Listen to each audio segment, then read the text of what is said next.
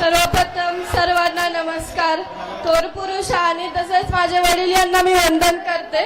आणि आत्ताच माझ्या चाचाने सांगितलं की माझ्या वडिलांचा जन्म हा इथेच आनंद हॉस्पिटलमध्ये झाला आणि त्यांच्या म्हणजे माझ्या पणजीने त्यांचं नाव इथल्या संतोषी मातेवरून संतोष ठेवलं होतं.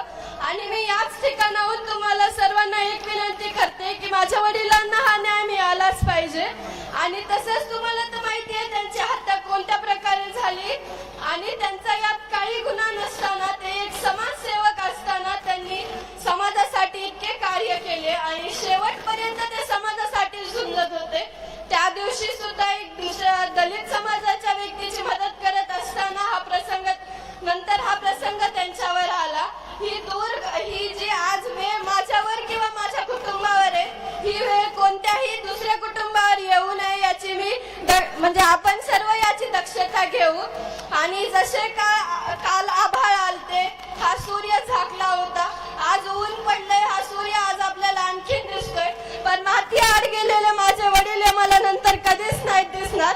आणि त्यांचे हे बलिदान आपण व्यर्थ न जाता तुम्ही सर्व म्हणजे आपण सर्व एक आहोत, तुम्ही पण सर्वांनी एक या, माझ्या सोबत राहा, माझ्या कुटुंबासोबत आणि माझ्या वडिलांना न्याय मिळवून द्या. आणि हा लढा आपण सर्वांनी एकत्र घेऊन पुढे जाऊ.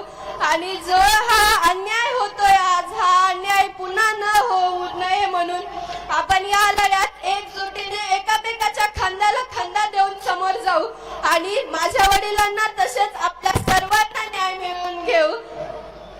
मी एवढीच विनंती करते की आज जसे तुम्ही मोठ्या संख्येने माझ्या सोबत माझ्या कुटुंबासोबत आहात तसेच तुम्ही सदैव आमच्या सोबत राहा.